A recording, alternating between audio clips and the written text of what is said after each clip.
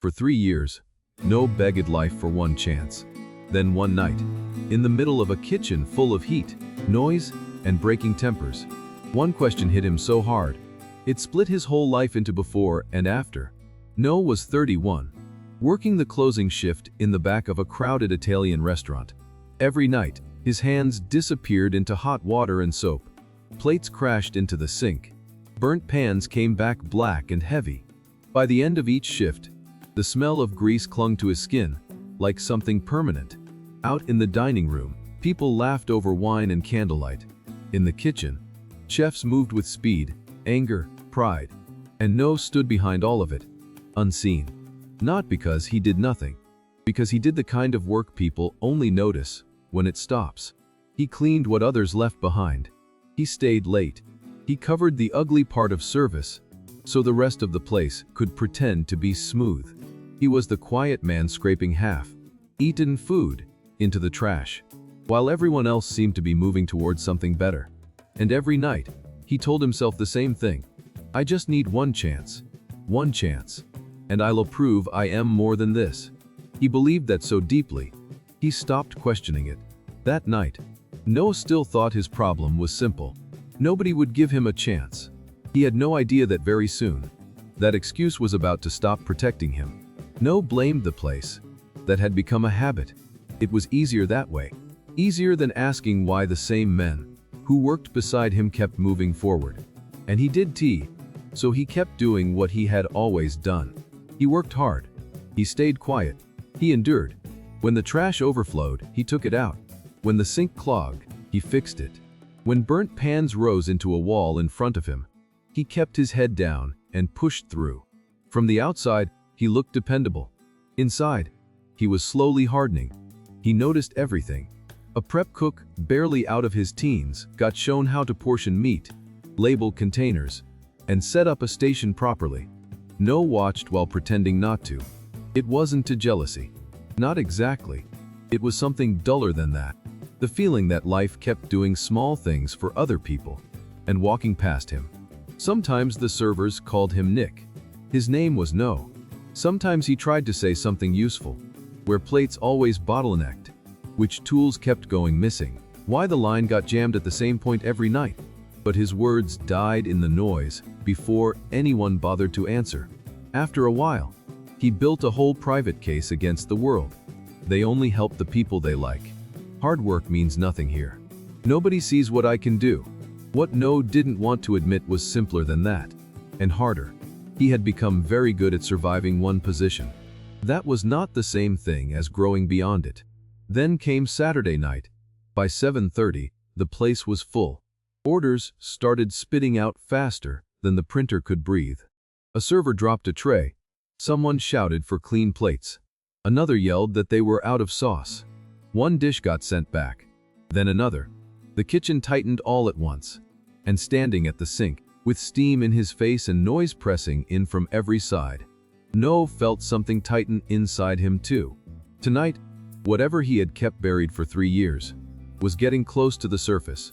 By 8:15, the kitchen no longer felt controlled. It felt cornered. Tickets kept coming. Pans slammed onto burners. A server pushed through the door asking where table 12's food was. Someone near the grill cursed loud enough for everyone to hear. Towels vanished. Tongs landed in the wrong station. Clean plates disappeared the second No stacked them. He kept moving. Faster. Then faster than that. But the faster he worked, the less difference he seemed to make.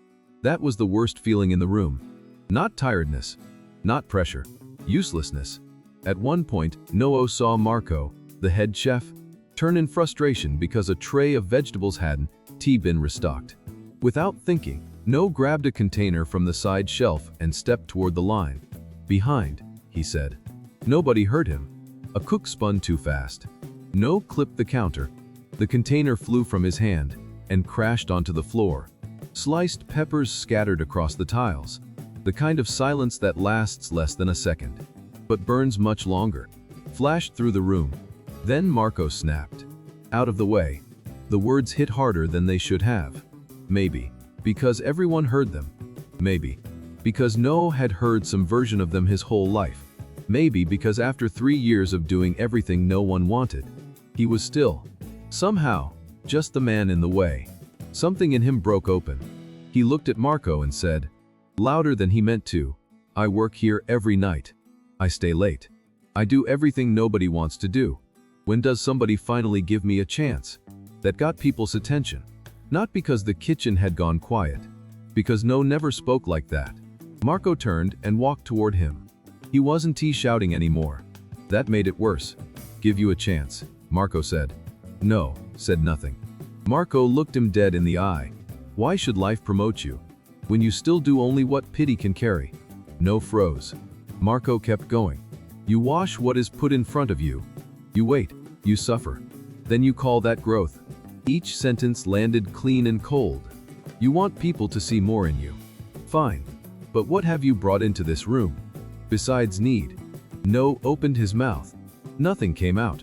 Because that was the first moment he really saw the difference. He had always mistaken pain for movement. He thought staying exhausted meant he was earning something bigger. He thought surviving the heat was enough.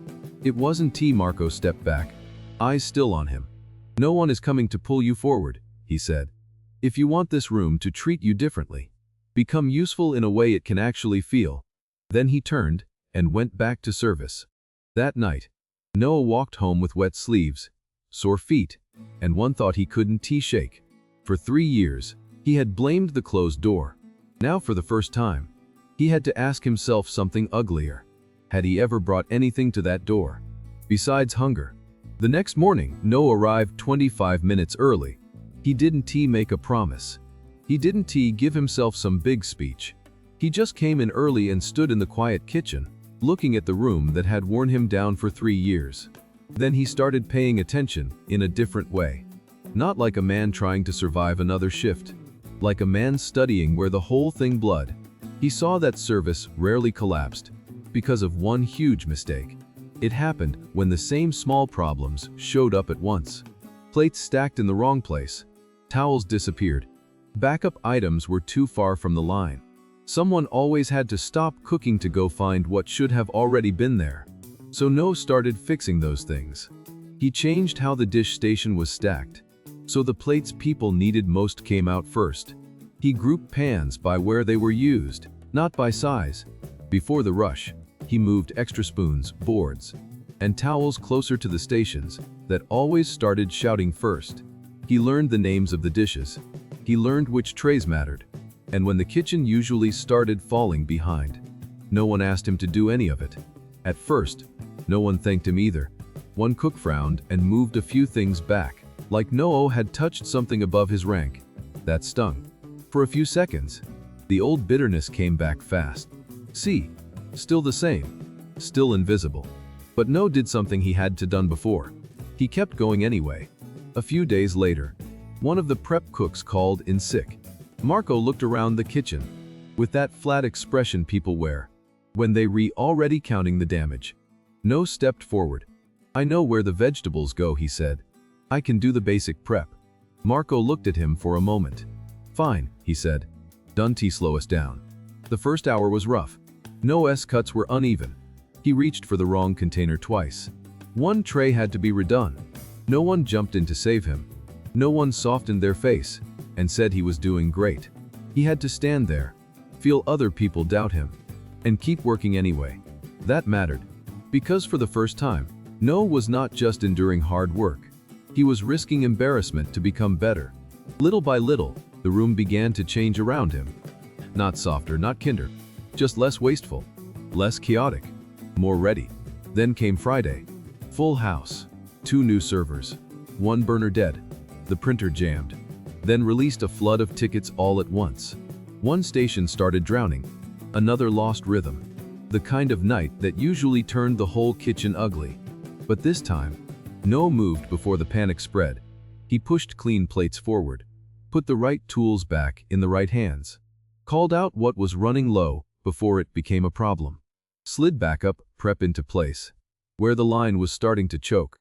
He didn't look dramatic doing it. That was the point. He had stopped trying to be noticed. He was finally becoming useful.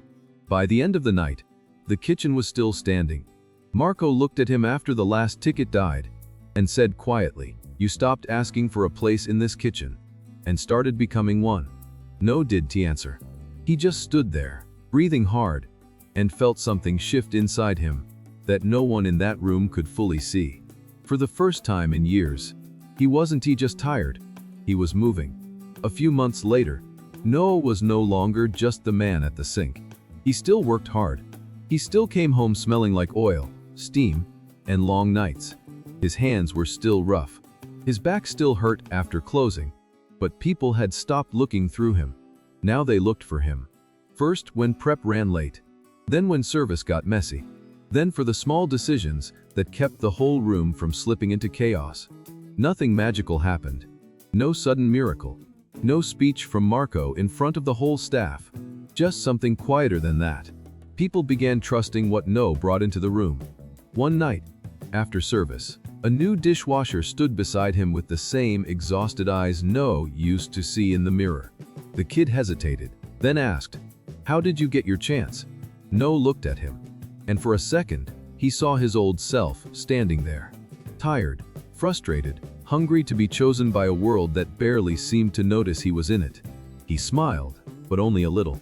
"I didn't," he said. "I just got tired of bringing nothing but need." The kid looked at him, not fully understanding yet. Noah glanced back toward the kitchen. The same heat, the same metal, the same noise that had once made him feel small. Funny thing was, the room hadn't changed that much. He had. And sometimes, that's where a life finally begins to open. Not the day someone feels sorry for you. The day you walk in carrying something real. If this story stayed with you, share it with someone who feels unseen right now. And tell me in the comments which line hit you the hardest. Don't forget to like this video, subscribe to the channel, and stay with us for more stories that change the way you see life. See you in the next story.